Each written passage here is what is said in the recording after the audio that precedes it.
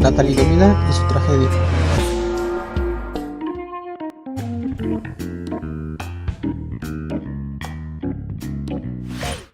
Durante los años 50 y 60 se produjo un aumento del número de nacimientos de 12.000 niños con malformaciones gravísimas, a los que les faltaban los brazos y o las piernas, consecuencia de la ingestión por parte de sus madres embarazadas de medicamentos con talidomida para combatir las náuseas y los mareos, efecto conocido como focomelia. También se registraron problemas en el tubo neural, ojos pequeños, deformidad en oídos y tumores de vasos sanguíneos. La talidomida se sintetizó primero en Suiza en 1953 por los entonces laboratorios Ciba y un año después por la farmacéutica alemana Chemie Grünenthal.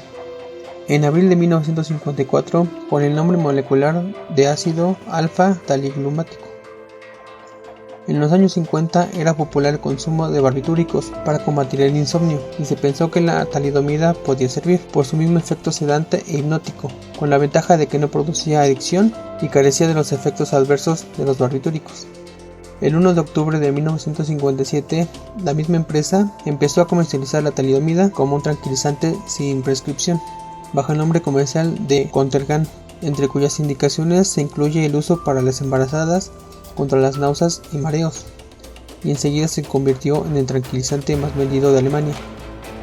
Inmediatamente después se exportó con más de 80 nombres comerciales a 50 países, con excepción de Francia y Estados Unidos, donde no se autorizó con esta indicación por la detección de neuropatía periférica como efecto indeseable. En abril de 1958, la empresa Distillers introdujo la talidomida en el mercado de Reino Unido bajo el nombre de Distaval como medicamento sujeto a prescripción médica, cuya indicación principal era precisamente su uso por las mujeres embarazadas para combatir las náuseas y mareos.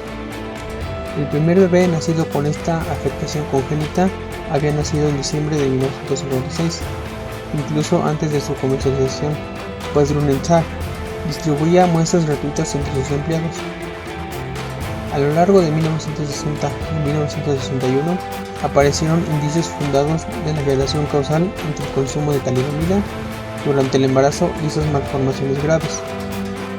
El 10 de noviembre de 1960, la Food and Drug Administration, FDA, denegó la petición de comercialización de la talidomida en Estados Unidos, precisamente por los efectos que podía tener sobre el feto. El 26 de noviembre de 1961 apareció un artículo en la prensa alemana señalando la existencia de indicios fundados de los efectos teratogénicos de la talidomida. El 27 de noviembre de 1961, la talidomida fue retirada del mercado de Alemania, Reino Unido y Australia. El 16 de diciembre de 1961, la revista británica The Lancet publicó una carta de William McBride, un ginecólogo australiano, advirtiendo de que si las malformaciones congénitas múltiples pueden aparecer en un 1.5% de los bebés nacidos, la incidencia de estas malformaciones entre las mujeres que habían tomado talidomida durante el embarazo alcanzaba el 20%. Aproximadamente 40% de los recién nacidos afectados fallecían durante el primer año de vida. En Estados Unidos, el fabricante farmacéutico William S. Merrell, más adelante conocido como Merrell Dow, obtuvo la licencia para comercializar la talidomida con el nombre de Kevadon. El organismo regulador de alimentos y fármacos norteamericano, la FDA, recibió la solicitud de autorización en septiembre de 1961. William S. Merrell había almacenado enormes cantidades de Kevadon en espera de la autorización de comercialización, simples trámites burocráticos. Por suerte, el informe técnico cayó en manos de Frances Oldman Kelsey, una joven médico de familia recién contratada para trabajar en las oficinas de la FDA en Washington. Lejos de comportarse de modo timorato, a la manera de una burócrata, como se esperaba de ella, exigió al fabricante información complementaria antes de firmar su conformidad. William S. Merrell respondió a su solicitud. Sin embargo, los informes enviados no conformaron a la doctora Kelsey, que exigió más datos. El poderoso William S. Merrell protestó airadamente a los responsables de la agencia, que estos eran los superiores jerárquicos a la doctora Kelsey, preguntándose cómo una joven podía bloquear en los almacenes toneladas del fármaco con enormes pérdidas económicas. Este retraso fue trascendental. A finales del año siguiente, en 1961, los informes recibidos de Europa eran alarmantes. La actitud valiente, casi heroica, Teniendo en cuenta sus circunstancias de Frances Holman Kelsey, fallecida en agosto de 2015, le hizo merecedora a la más alta condecoración civil de Estados Unidos. Fue la 20ª heroína de Estados Unidos, reconocimiento entregado por el entonces presidente John F. Kennedy. Un día antes de su óbito, ya muy enferma, la doctora Kelsey recibió la Orden de Canadá, entregado en casa de su hija, con quien vivía, en Ontario, Canadá, su país natal. Frances Holman Kelsey siempre insistió que su reconocimiento debía ser compartido con dos colegas, Oiram Giro, farmacólogo, y Lee Geismar, químico, quienes la apoyaron en su valiente decisión. La tragedia de la talidomida cambió la visión acerca de los riesgos asociados a la toma de medicamentos de uso humano, no solo en Estados Unidos, sino en todo el mundo.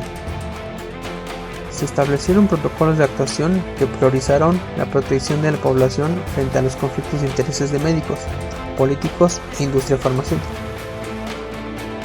Una de las consecuencias de la nueva política en materia de medicamentos fue la retirada del mercado farmacéutico de un gran número de fármacos de eficacia muy dudosa, nunca demostrada. El 31 de agosto de 2012, Harald Stock, jefe ejecutivo de Grünenthal, pidió oficialmente disculpas a las víctimas y sus familiares. La exculpación se produjo en el acto de inauguración de una estatua de bronce que representa a un niño sin miembros en la ciudad de Solberg, en Alemania, sede de la fábrica de Chemie Grünenthal. En su discurso se refirió al silencio que la compañía farmacéutica mantuvo durante 50 años, pidiendo perdón por el dolor causado involuntariamente.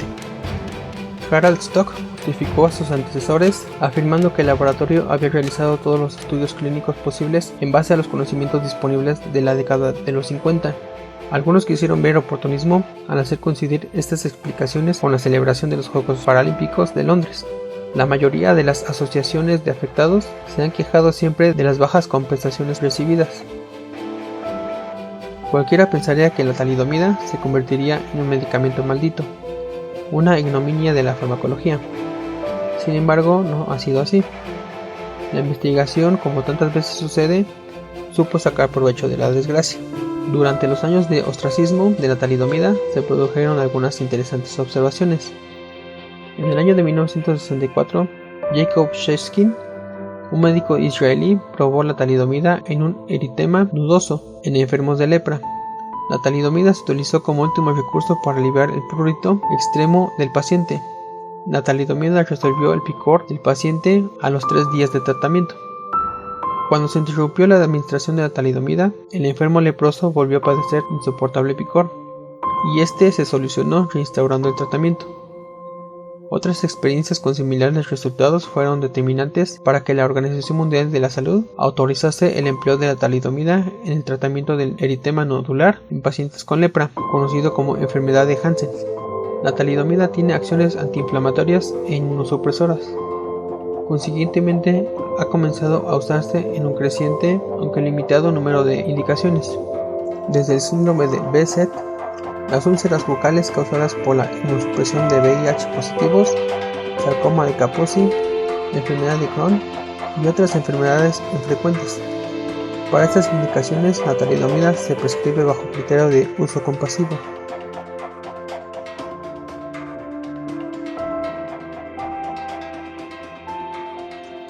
Con este fin, Estados Unidos lo importaba de fabricantes sudamericanos de dudosa fiabilidad. Esta circunstancia determinó que la FDA autorizase la comercialización de la talidomida en 1998 para el tratamiento de eritema nudoso de origen leproso. Aun cuando su indicación es muy específica, los médicos la prescriben en otras enfermedades. No obstante, existe un programa llamado STEPS, por sus siglas en inglés, que significa System for Thalidomide Education and Prescribing Safety, que vigila que no pueda administrarse la talidomida a mujeres embarazadas ni en edad de procrear. Todavía más, la talidomida ha servido de punto de partida para el desarrollo de un importante medicamento anticanceroso, lenalidomida. El uso de talidomida en México está regulado por la Secretaría de Salud desde 1998 para pacientes con cáncer, sida, lupus, úlceras bucales y genitales, conocido como síndrome de Behçet, enfermedades reumatológicas y lepra.